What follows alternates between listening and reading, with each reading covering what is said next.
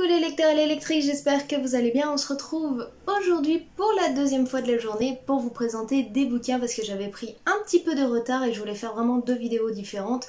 Même si encore une fois c'est de la lecture Disney, mais cette fois-ci on change. On passe à une nouvelle série qui vient de sortir, qui est un petit peu plus jeune que la série de Serena Valentino Villain ou les Twisted Tales. Je vais parler bien sûr de Disney Shield. Donc voilà, où vous avez deux tomes qui viennent de sortir en même temps, ils sont sortis au début du mois. Vous avez un tome sur le Docteur Facilier et un tome sur Ursula la sorcière. Donc je vais vous parler de ces deux romans-là, sans aucun problème. La série Disney Shield, qu'est-ce qui change par rapport au reste? C'est simple, vous en avez marre des Disney où tout est bien qui finit bien, où les méchants ont toujours eu la malchance de perdre, et bien cette fois-ci, grâce à Disney Shields, ils ont pris leur revanche. Et pour les héros de l'histoire, tout est loin de finir bien comme la plupart des Disney. C'est un mélange, comme dit par l'auteur, comme entre Disney et Chair de Poule, et ça vaut pas mal le détour, c'est assez sympathique. On commence tout de suite avec la présentation des deux romans, et on va commencer avec l'histoire d'Ursula.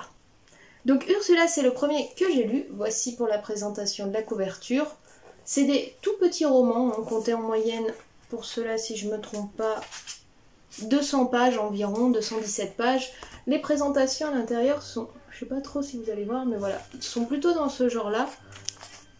On a un peu l'impression que les pages sont abîmées, etc. Mais voilà, la présentation se veut comme ça, c'est assez simple à lire, assez rapide. Et l'histoire est quand même pas mal sympathique. Je vous fais la lecture du résumé et on en reparle juste après. Ma chère, ma douce enfant, avance donc, n'aie pas peur. Shelly Anderson, 11 ans, n'a qu'une envie, être populaire dans son nouveau collège. Il faut dire que, entre le divorce de ses parents et le déménagement avec sa mère et son petit frère, la vie n'est pas facile pour elle. Alors, le jour où elle découvre un mystérieux coquillage qui lui fait rencontrer Ursula, la sorcière des mers, Shelly décide de saisir l'occasion. Elle passe un pacte avec Ursula et tout change dans sa vie. Mais très vite, la gloire dont elle rêvait se transforme en cadeau empoisonné. Et Shelly n'a plus qu'une idée en tête, annuler ce pacte avant qu'il ne soit trop tard. Donc vous l'aurez compris, la plupart du temps, ce sont des enfants qui sont dans une passe un peu difficile, des adolescents plutôt, qui sont dans une passe un peu difficile.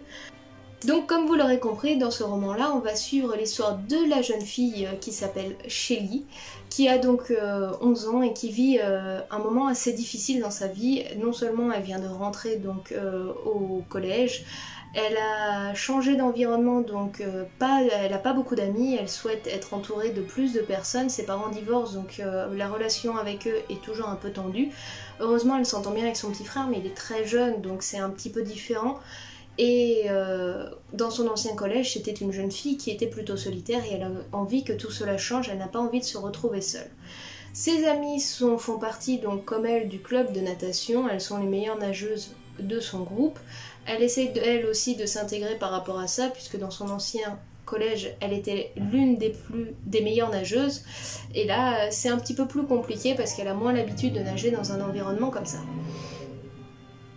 Ses amis, lors d'une visite donc de l'aquarium familial, vont lui proposer un défi, c'est de prendre son gobelet avec ses deux pailles à l'intérieur et de le jeter dans l'océan. Or Shelly, elle a grandi toujours avec l'univers marin puisque ses parents s'occupent d'un aquarium et elle connaît l'impact qu'a de jeter des détritus dans l'océan sur les différents animaux ou l'environnement. Mais pour ne pas déplaire à ses amis, elle va relever le défi. Et à partir de là, les ennuis vont commencer. Elle va faire la découverte d'un coquillage qui va la transporter auprès d'Ursula, et Ursula va lui proposer un pacte. En échange d'un service qu'elle devra lui rendre, elle lui offre un don, ce qu'elle veut. Et Shelly sait que la seule manière de rester amie avec les filles populaires de son nouveau collège avec qui elle traîne, c'est de devenir la meilleure nageuse. Au premier temps, elle va refuser, sentant un petit peu le mauvais côté de la chose, mais elle va finir par accepter le pacte, et à partir de là, les ennuis vont commencer.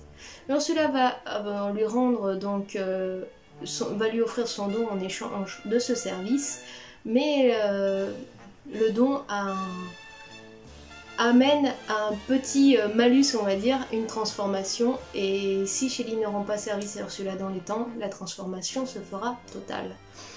Et vous suivez l'histoire donc de la jeune fille pour savoir si elle va arriver au bout, si elle va accepter de rendre le service malgré les risques, et si Ursula va réussir à obtenir ce qu'elle recherche en échange donc d'une super vitesse de nage pour la jeune fille.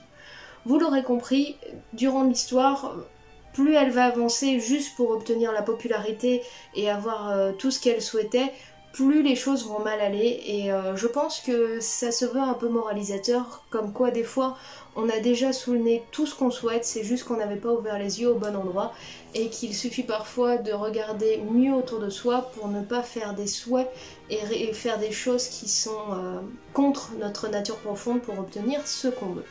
Et c'est un petit peu la morale de cette histoire-là. Shelly, en voulant rester amie avec des filles qui lui correspondaient peut-être moins, a osé faire un geste qui ne lui semblait pas naturel, et elle en a payé le prix à la fin de l'histoire.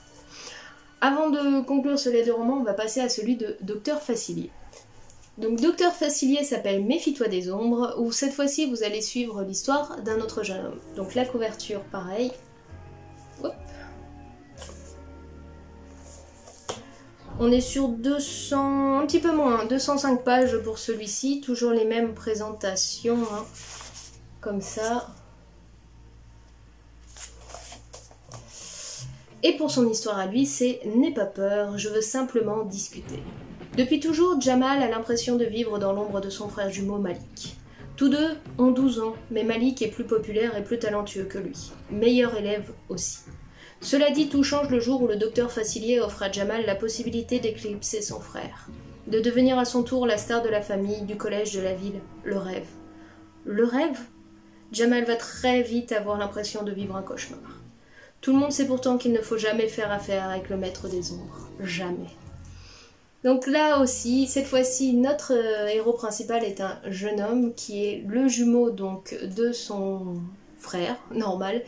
Lui s'appelle Jamal, son frère s'appelle Malik. Malik a tout, la réussite, la gloire et autres. C'est un talentueux musicien, un très bon athlète, un intelligent jeune homme, il a toute la popularité pour lui, et Jamal a l'impression de vivre dans l'ombre de son frère.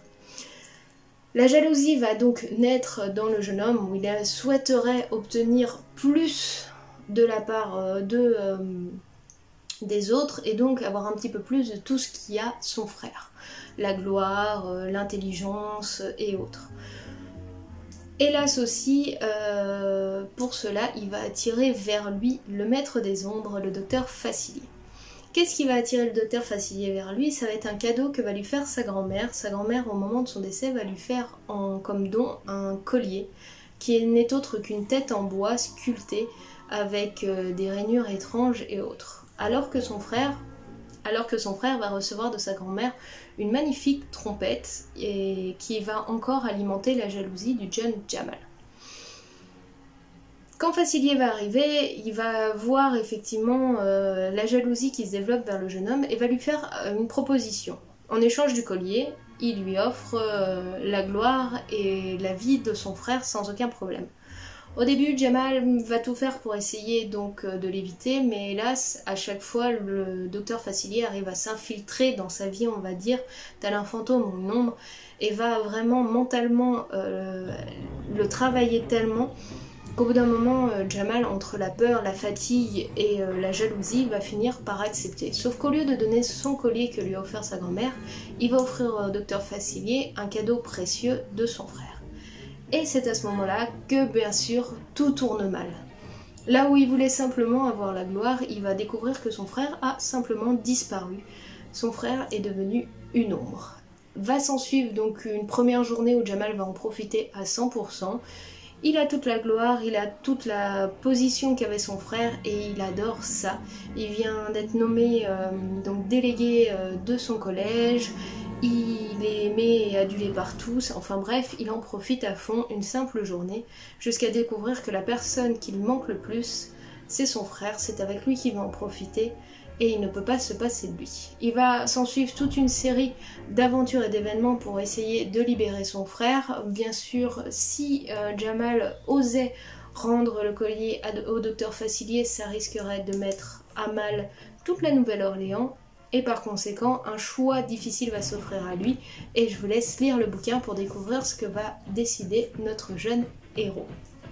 Donc la qualité de ces deux petits bouquins que j'ai lus assez rapidement, comme je vous dis, ils font 200 pages en une après-midi, vous les avez largement lus, c'est que le côté assez sympathique, c'est que tout est bien qui ne finit pas bien et que c'est un côté moralisateur, car souvent, en fin de compte, ce que l'on recherche, ce qu'on en avait besoin est sous nos yeux, mais on a toujours cette envie, ce désir d'avoir plus, et c'est souvent ce qui nous conduit sur des voies qui sont un peu compliquées. L'avantage de ces deux petits livres aussi, c'est que vous avez des références par rapport aux dessins animés auxquels les méchants sont tirés. Par exemple, pour Maître des Ombres, vous avez donc le collier qui était très important pour sa grand-mère, qui n'est autre que le collier qu'utilise le docteur Facilier pour récupérer le sang de Naveen, pour transformer donc son serviteur en lui-même. Vous avez la référence par rapport au restaurant chez Tiana qui existe et qui fonctionne très très bien. Vous avez donc la boîte dans laquelle est offert la trompette à son frère, qui est sculptée avec un crocodile dessiné qui joue de la trompette. Voilà, toutes ces petites références par rapport au dessin animé sont juste sympathiques et ça vous replonge facilement dans La Princesse et la Grenouille. Pour Ursula aussi, vous aurez donc référence au collier qui lui est donc envoyé, qui est le Nautile, dans lequel Ursula récupère la voix d'Ariel, le trident qui sera donc nommé, et les tempêtes et autres. Donc ça reste très sympathique ces petites touches par rapport au dessin animé, parce que ça se passe bien sûr dans des temps bien différents de ceux que l'on connaît, sûrement des années plus tard, peut-être même à notre époque, par rapport aux dessins animés qui sont plus dans le passé en général. Si vous aimez un petit peu vous faire peur, alors oui et non, hein, je me suis pas fait spécialement peur, mais effectivement on n'aimerait pas vivre dans la peau de ces jeunes adolescents au moment où ils acceptent de pactiser avec Ursula et Dr Facilier, parce que pour obtenir ce qu'ils souhaitent d'eux, ils sont quand même prêts à tout et à leur faire avoir des sueurs froides sans aucun problème. Et la qualité, comme je vous l'ai dit, c'est que pour une fois, tout n'est pas bien qui finit bien. Et la fin qui en a, c'est pas celle qu'on s'attendait, mais ça reste assez sympathique. Donc si vous aimez voir gagner les méchants de chez Disney et que vous voulez voir Ursula et Dr Facilier avoir leur revanche, je vous les conseille ces deux-là, donc Disney Chill, qui sont vraiment sympathiques. Donc voilà pour la présentation des deux autres bouquins que j'avais envie de vous présenter cette semaine. Si vous les avez lus, n'hésitez pas à me le dire en commentaire. Si vous avez des questions, à me le dire aussi. Si vous avez aimé cette vidéo et que vous n'êtes pas encore abonné, n'hésitez pas à le faire. C'est pas compliqué, c'est juste sous la vidéo pour suivre les prochaines présentations de bouquins. Et si vous avez aimé la vidéo, un petit pouce bleu, ça fait toujours plaisir. Moi en attendant, je vous souhaite donc une bonne fin de journée et une bonne semaine et bonnes vacances pour ceux qui le sont. Et on se retrouve très bientôt pour d'autres vidéos. Bisous à tous et à très bientôt. Ciao!